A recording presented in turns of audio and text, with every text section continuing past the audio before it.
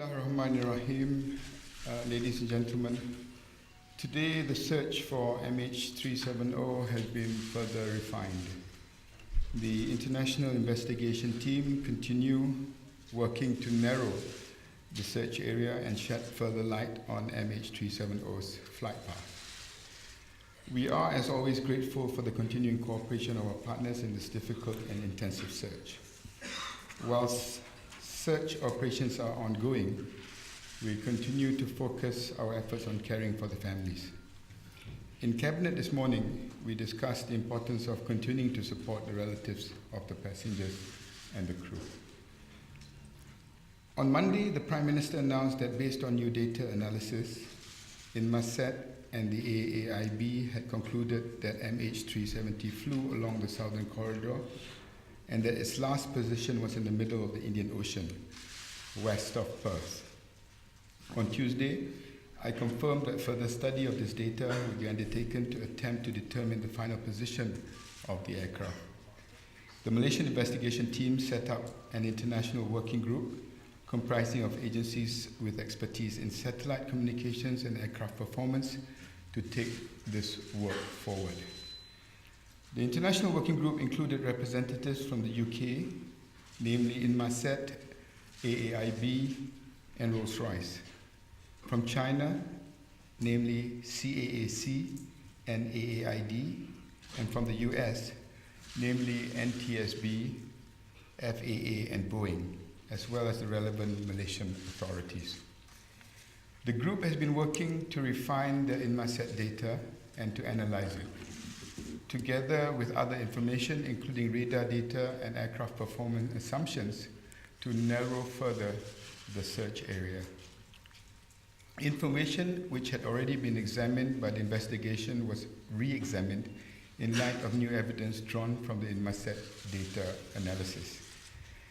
In addition, international partners who continue to process data in their home countries, as well as in the international working group, have further refined existing data. They have also come up with new technical information, for example, on aircraft performance. Yesterday, this process yielded new results, which indicated that MH370 flew at a higher speed than previously thought, which in turn means it used more fuel and could not travel as far. This information was passed to RCC Australia by the NTSB to help further refine and narrow the search area. The Australian authorities have indicated that they have shifted the search area approximately 1,100 kilometers to the northeast. Because of ocean drift, this new search area could still be consistent with the potential objects identified by various satellite images over the past week. This work is ongoing, and we can expect further refinements. As the Australian authorities indicated this morning, this is standard practice in a search operation. It is a process of continually refining data, which in turn further narrows the search area. With each step, we get closer to the understanding MH370's flight path. Searches must be conducted on the best information available at the time, and in the search for MH370, we have consistently followed the evidence and acted on credible leads. Our search and rescue efforts have been directed by verified and corroborated information, and this latest refinement of the search area is no different. Last night, Japanese authorities announced they had satellite images which showed a number of floating objects approximately 2,500 kilometers southwest of Perth. Early this morning, we received separate satellite imagery from the Thai authorities, which also showed potential objects.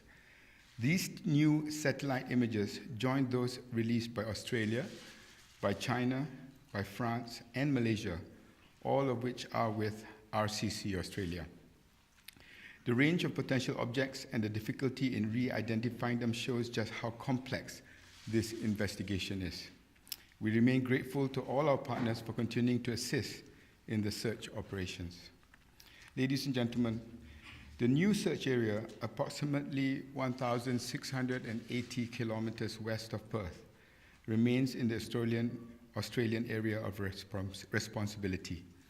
Australia continues to lead the search efforts in this new area, and the Australian Maritime Safety Authority gave a comprehensive operational update earlier today.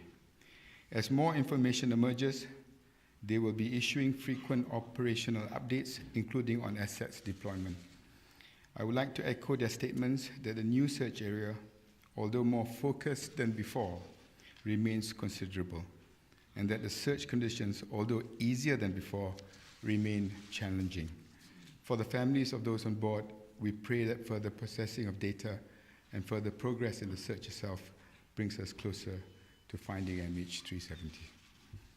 Thank you. Okay, ladies and gentlemen, for Q&A session, we will start from this side, please. Front. Yes, please. Thank you.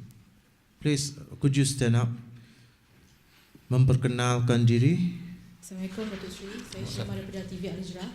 Datuk Seri boleh bagi komen sikit tentang keluarga Cina nak minta Beijing untuk menubuhkan inquiry dan ataupun Jabatan Penyiasatan sendiri. Mungkin mereka beranggapan diorang tak percaya sangat, mungkin diorang tak percaya dengan credibility Malaysia. Boleh Datuk Seri komen sikit? Kita bekerjasama rapat dengan Beijing, dan sebenarnya apa jua maklumat yang kita terima dan apa jua maklumat yang Beijing terima dikongsi bersama. Emosi tinggi kita memang memahami, tetapi pada masa yang sama usaha untuk mendekati keluarga seperti saya sebutkan dalam kenyataan saya awal tadi akan berterusan.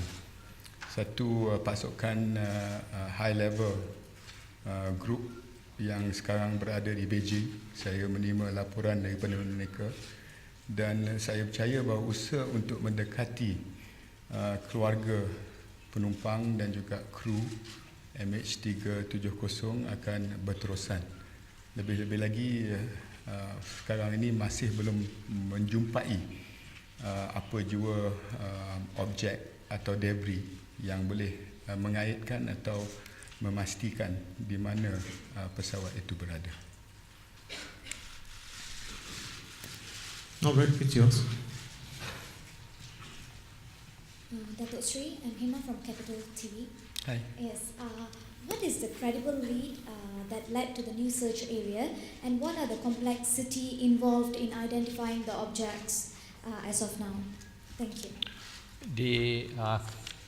The new search area was a research analysis and refinement done by the Boeing team in Seattle, Washington State, and they have looked at the records of the aircraft since aircraft took off, and from that particular record, they have come up with the speed of the aircraft higher than what they have done before. Therefore, the aircraft would not be as far as what we envisage to be, and is on the northern side of the areas of the satellite sightings of the objects. And these are very lot of work done by Boeing together with NTSB and our working team in Malaysia, and that's the reason why they point out to the areas they are searching today.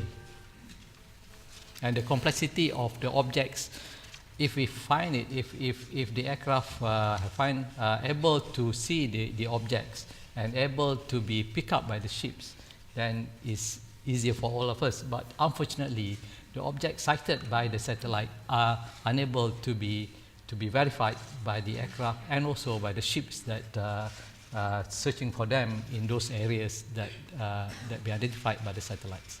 Thank you. Okay. Tengah, second row, first one, yeah. Thank you. I'm Soraya from Bernama. MH370 is under code sharing agreement with China Southern Airlines. My question is, have they responded and claimed responsibility as well? And second question is, Airbus provided fund for Air France incident search mission. How about Boeing? Okay, we obviously will be in discussion with China Southern. okay, on this because that flight is a co-chair, so that's still in discussion. As far as Air France, you mentioned what? I didn't get your second question. What was that? Could you?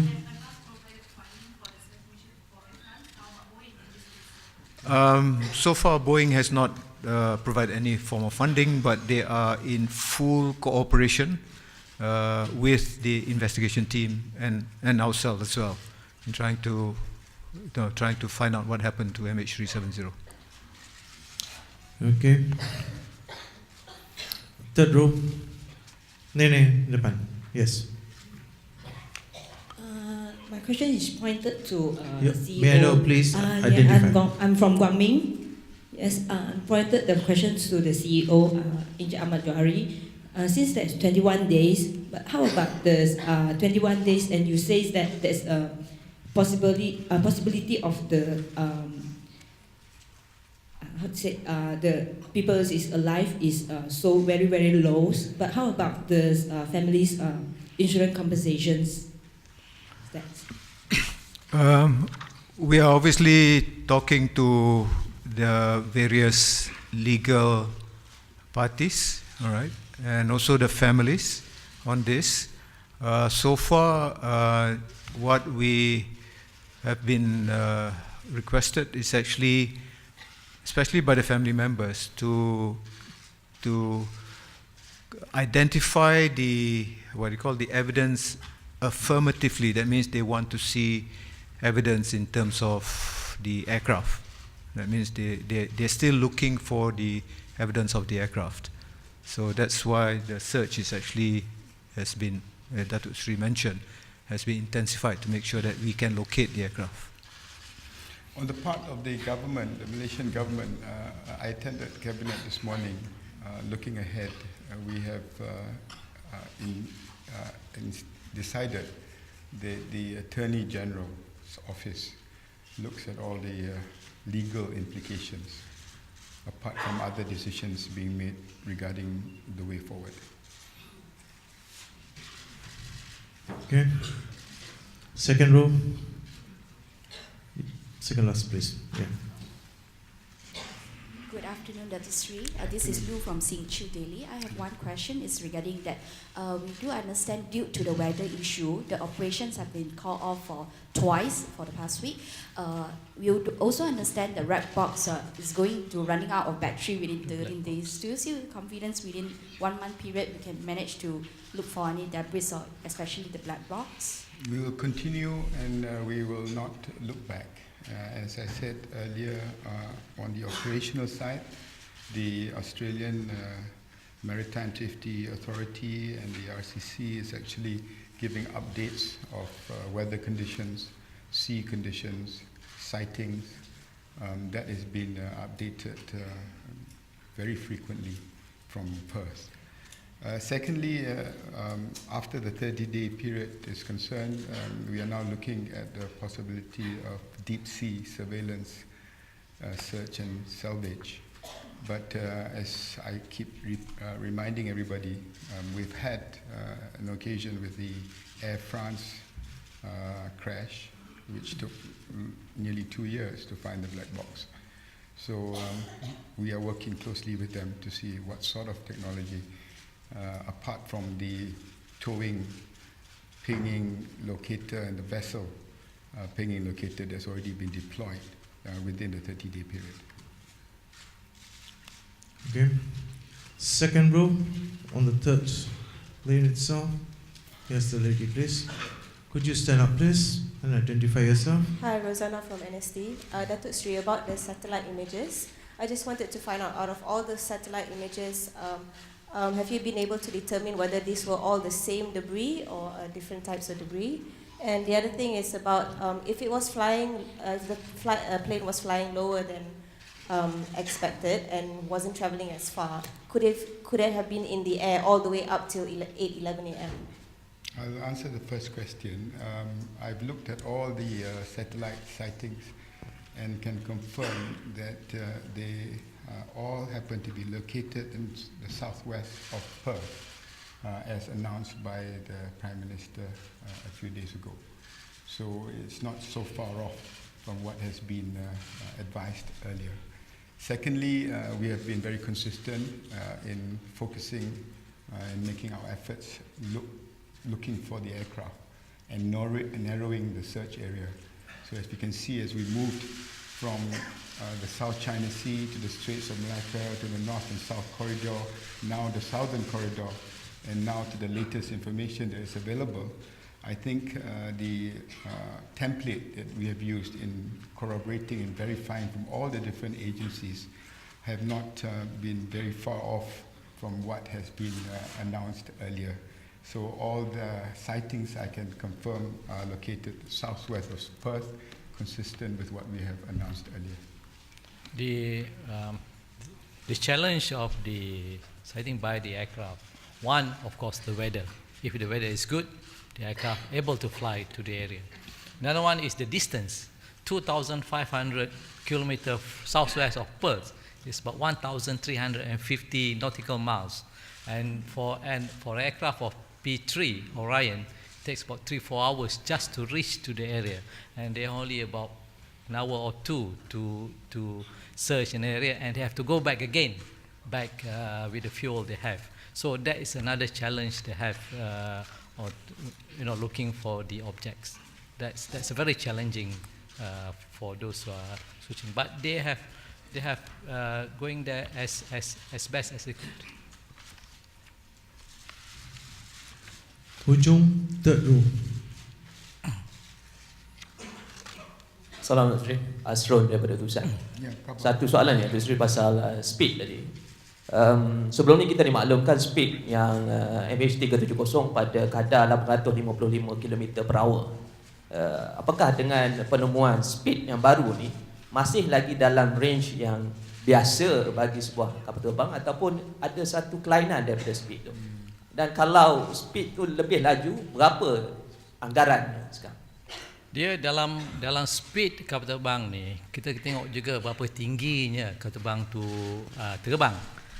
Dan kalau lagi tinggi kapal terbang tinggi, lagi kurang minyak digunakan. Jadi itu ketinggian dan juga speed itu diambil kira. Ini satu matematik yang kuat kompleks lah dia pakai oleh Boeing untuk jangkau speed yang paling rendah yang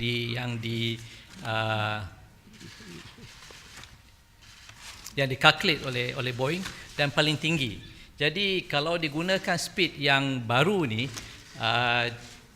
dengan minyak yang sedia ada di tempat yang possibility of the aircraft to be is utara pada apa yang dijangkakan sebelum ini, tapi masih lagi dalam koridor yang dikenal pasti sebelum ini. Itu yang masih lagi dalam koridor yang dikenal pasti. Yang membanggakan juga, saya difahamkan bahawa unit teknikal untuk melihat kepada kompleksiti untuk mengenal pasti data-data yang saya dah umumkan tadi melibatkan pakar-pakar daripada beberapa negara. Dan senarai yang saya sebut tadi daripada United Kingdom, Inmarsat, AIB dan Rolls-Royce. Daripada negara China, CAAC dengan AAID. Daripada US, NTSB, FAA dan Boeing.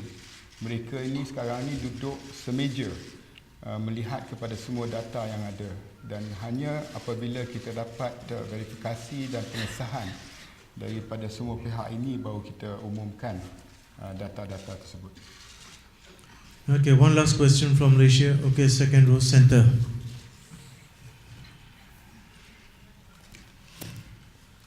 Datuk Seri Sofia Ahmad dari Berita Harian. Sebelum ni Datuk Seri kata kita akan tetap meneruskan operasi mencari itu walaupun negara lain telah withdraw. Jadi soalan saya, adakah kita mempunyai kemampuan dan peruntukan kewangan yang cukup untuk membiayai misi itu sekiranya negara lain telah menarik diri? Setakat ni hari ini yang menarik diri pun bukan kerana mereka tak mahu meneruskan operasi mencari, tetapi lokasi di selatan koridor itu bukan semua negara mempunyai kapal-kapal atau pesawat yang boleh membantu mengesan debris yang sedia ada. Sebab itu saya nak mengatakan bahawa mereka telah menarik diri jauh sekali. Ini merupakan satu insiden yang telah melibatkan semua pihak dan kita terharu dan kagum dengan sokongan yang ditunjukkan oleh dunia sebenarnya, dan usaha untuk kita mengkoordinasikan SAR ini sebenarnya saya tidak nampak halangan dan kekangan langsung. Itu yang memberikan kita kekuatan dan semangat untuk meneruskan usaha ini. Dan untuk menjawab soalan tadi, itulah juga memberikan semangat kepada pasukan kita ni untuk terus menyatakan bahawa kita tak akan putus asa dan kita akan meneruskan usaha ni setakat mana yang kita mampu. Okay, now we'll go to the international circuit. Sir, could you stand up and ask your question? Good evening. Good evening. From the Sydney Morning Herald. Hi. Does the new calculations mean that the plane stayed high, that it never came down, as has been widely reported, that it stayed at the height it was at 32,000 feet, after it turned and went across the Malaysian peninsula to the point in the Malacca Straits? The calculation is very complex, I would say that, and they took the point of aircraft where it was last sighted by our radar in the Straits of Malacca, and from there they calculated the aircraft, the way the aircraft. I'm not at liberty to tell you how the aircraft the path of the aircraft, but they have taken into so many considerations. The height at the aircraft been flown, the range of the aircraft with the fuel available in the aircraft, and the speed of the aircraft. That's how they calculate it. Is what Boeing have come out with, that performance of the aircraft, and that's the area that they have marked yesterday, and they sent it across to RCC Australia, the possibility of the aircraft at the area still in the corridor, as mentioned a week ago.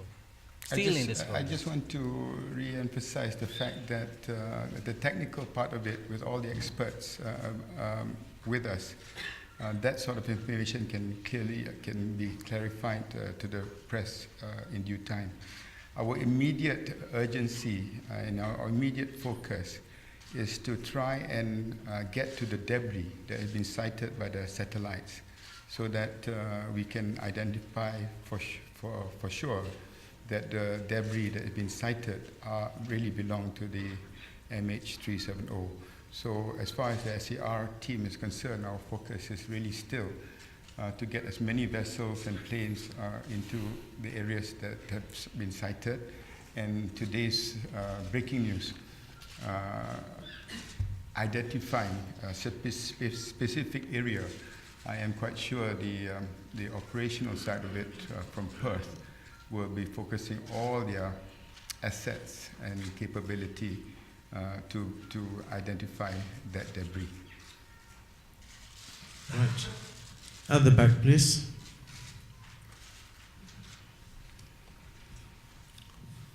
Jeremy Grant from the Financial Times. Two quick questions. Hello.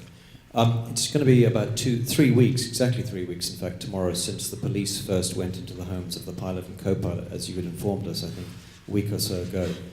3 weeks is quite a long time by any measure.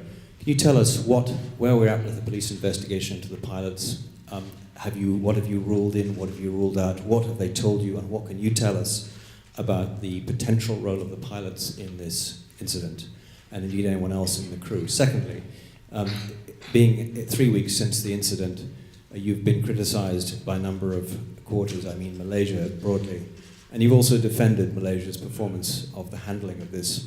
Looking back over the last 3 years, what, if anything, would or could Malaysia have done differently? I don't think we have done anything different from what we've already done. And I think, like I said in our earlier press conference, no matter what has been thrown and labeled at us, history will judge us as a country that has been very responsible. We have corroborated any evidence that we received. We have made sure that no stones are unturned. notwithstanding many speculation in the earlier stages in the Southeast Asia or in the Malacca Straits or in the social media, we have not distracted from our main focus, which is to identify the plane. If you can remember, Jeremy, from the early part of our search, nobody could ever imagine us looking for the plane in the Indian Ocean, where we are today. At that time, we were talking about plane landing in Nanning, the plane oil slicks in the South China Sea, sightings in the Straits of Malacca, going up north to the Nanaman. And Malaysia has been very consistent in not speculating on that unless we have evidence that has been corroborated and verified. So where we are today is based on a very consistent, transparent effort on our part, and maybe today with emotions running high and a lot of interest on this issue, people are get clouded by what Malaysia has done. But I genuinely believe the SAR team from Malaysia and these three gentlemen up here have done and conducted ourselves fairly, responsibly, and history will judge us for that. Okay. Please. Please. Your question, please. Sorry, what was the second question, Jeremy? Oh, sorry. Police. Oh, the police investigation. Oh, the police investigation. Obviously, the IGP is not here with me. The next PC, I'll get him to come up, but I can confirm that he is working very closely with the international agencies. And also, just like the technical aspect, like I said, there are three challenges that we have to face. One is diplomatic, involving so many nations. And moving forward, that will be even more complex if we do find debris or other evidence that needs to be looked at. Secondly is the issue of logistics, and this is where the movement of assets and weather conditions is an issue. The third is the question of experts and evidence that is required. And like I said, just like the technical part of it, where we're working closely with Boeing, with FAA, with the Chinese agencies, believe you me, on the criminal aspect of it, the Malaysian Royal Police is also working very closely with the international agencies to get to the root of it. But I can get the IGP back on our PC to answer that particular question, Jeremy. Okay, sir. Please. Thank you. Lester from the Straits Times, Singapore. We understand that police investigations are still ongoing, but the question is for Encik Ahmad Johari. We'd just like to clarify for the record, do the pilots do the pilot and the co-pilot know each other before they got on that plane? And how long have they worked together before that? And thirdly, you have said before that they undergo psychological screening before they are admitted into Malaysian Airlines. Is that done on a yearly basis or only before they join Malaysian Airlines? Thanks. Okay, as far as the pilot and co-pilot, they are rostered. We have a group of people, and there's an automatic rostering system that we use, and we try to roster them as efficient as possible. Not necessarily they need to know each other, okay, and that's the way we roster the people. So whether they know each other before this, like I said, we have a large community of pilots. They tend to know each other in their groups, and sometimes they don't know. There's thousands of them there.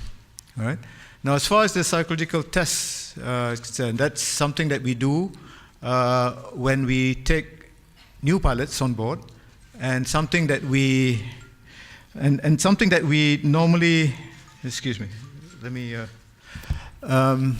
That's something that we check yearly and 6 monthly, depending how old they are, on their medical renewal. And that's normally done through an interview with the aviation doctors. Okay. First row, number 2, please.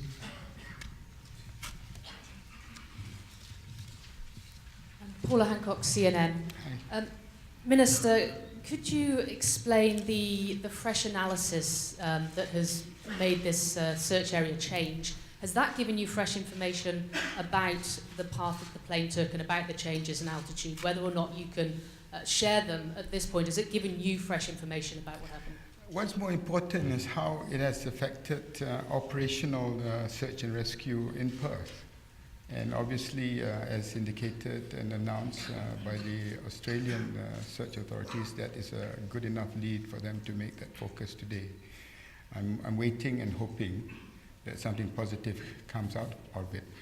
But as regards whether that is more credible than the other 5 sightings, I treat them all equally important, because they need to be verified and corroborated, and it can only be done by getting vessels and aircrafts into the areas last sighted. But all our efforts, due to weather and sometimes even on a clear day, where it was sighted before, the debris is no longer there. So there are challenges, but I treat all these sightings personally on the Malaysian side very as important. But on the operational side, of course, as Australia is taking the lead and as they're giving updates to the media very frequently about what is happening over on that side, I think it is their call. Okay, Jia. You mentioned emotions are running high. Yeah. So do you think that if the police could reveal some information as to what possibly could have gone wrong with the plane diverting so far, that will address this problem with China? If it could, I think the police would, but I think they will not do it just to ease emotions, because at the end of the day, we have to make sure that whatever information released not only does not affect the ongoing investigations, which is now taking an international perspective. Secondly, the emotions in dealing with the families is very complex. You cannot just look at it in just one particular aspect and expect everybody to just come down. These are loved ones, and like I said, I can fully understand, because I have children, I have brothers, I have family members, and I can imagine what they're going through. But I just want to say to the Chinese families that it's not just them that lost or looking for lost members. Malaysians also have lost family members, and 14 other nations have lost family members. And it is important for them not to listen to all speculative information that will make emotions run even higher. But at the same time, on the Malaysian government side and on the side of MAS, we will, together with the Chinese authorities, we are continuing to engage them. Okay, one last question from the gentleman in front here. Thank you. Please, could you stand, sir? Danny, South China Morning Post. Can you just confirm that altitude was factored into this new analysis, which has now been handed over to Australia? And what more further refinement can we get in order to get closer to potential wreckage, which could be identified as MH370? And where are we with the 6th half ping that Inmarsat detected a couple of days ago? The refinement is ongoing, even as we speak. Our working team down here, from the US team, from UK, from China, and the Malaysians, every day is working, and being fed to Boeing, because Boeing know the performance of the aircraft, and they have been doing it even as we speak. And they are refining the calculations, the analysis, and they will come out with new leaps, hopefully, in a few days' time. So as we speak, they are still working, and they have informers. They will come out with new leaps as they come by. I just want to conclude by saying that it's not just the technical sharing of data and experts, but the joint deployment of assets from so many nations, specific to certain areas and complexities. I think it is something that is purely unprecedented, and has got everybody together working on something worthwhile, and has got the imagination of the world focused into something that I think is going to be very historic and probably going to change the aviation landscape in the future. There's a lessons to be learned by everyone in this case, and if Malaysia can be just a small part of this process, I feel honored to be part and parcel of what is going on right now. But at the end of the day, for the families, the one question that really want to know is where are their loved ones? And the one question I want to know, where is MH370? And that is an ongoing process, being aided by so many people out there, risking life and limb purely to find that particular answer, which I cannot, unfortunately, provide to you today. Thank you very much. Thank you, ladies and gentlemen, members of the media. That concludes the session for today.